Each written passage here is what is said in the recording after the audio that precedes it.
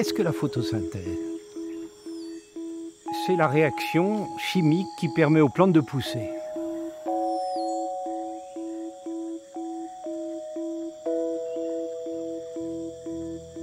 C'est la réaction chimique la plus abondante qui se produit à la surface de la Terre, de très très loin. Je dirais aussi que c'est la plus importante. S'il n'y avait pas de photosynthèse, il n'y aurait donc pas de plantes, il n'y aurait donc pas d'animaux et il n'y aurait donc pas d'êtres humains.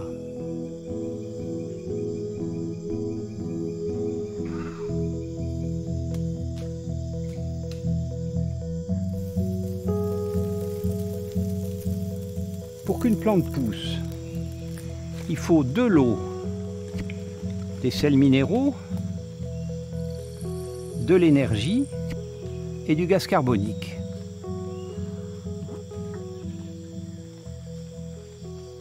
Commençons par l'énergie. Elle vient du soleil.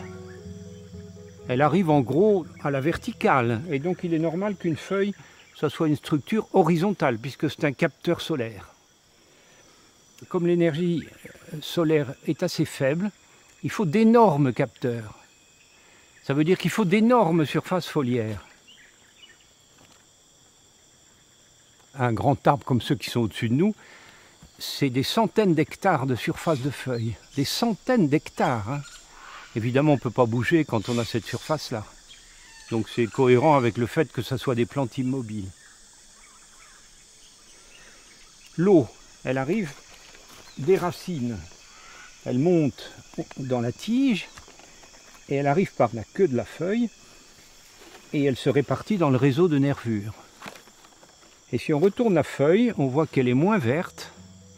Par contre, mais là il faudrait un microscope, elle est criblée de petits trous par où rentre le gaz carbonique. Et grâce à la molécule de chlorophylle qui est dans chaque cellule de feuille et qui est un pigment de couleur verte, ça explique donc pourquoi la feuille est verte, grâce à cette molécule de chlorophylle, le gaz carbonique CO2 est cassé en deux morceaux. Le C, c'est-à-dire l'atome de carbone, il est gardé dans la plante et la plante s'en sert pour grandir. Quant à l'O2, il est rejeté dans l'atmosphère et il ressort par les trous par où sont rentrés le gaz carbonique. Et ça nous arrange bien parce que l'O2, c'est vraiment le gaz que nous respirons.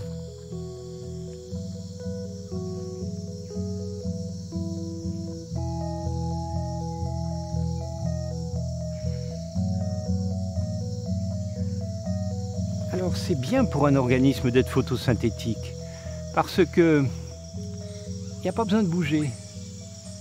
Le soleil il va pas tarder à arriver. Alors il faut s'arranger pour pas être à l'ombre. Ici on est dans un sous-bois donc c'est un peu difficultueux d'avoir du soleil. Mais si on pense à une plante dans un milieu dégagé, elle n'a pas besoin de bouger parce que le soleil l'atteint directement. Les animaux ne peuvent pas faire ça. Un animal qui veut se nourrir, il est obligé de bouger précisément pour se procurer sa nourriture et éventuellement la chasser. La solution végétale, d'une manière, elle est beaucoup plus confortable. Voilà, je crois que je rends compte comme ça, de façon peut-être un peu trop simple, de cette prestigieuse réaction de la photosynthèse. Mais c'est très important de comprendre cette espèce de complémentarité entre les animaux, l'être humain d'une part, les plantes de l'autre. L'O2, l'oxygène qu'elles produisent, nous en avons besoin. Toute la vie sur cette planète dépend de la photosynthèse.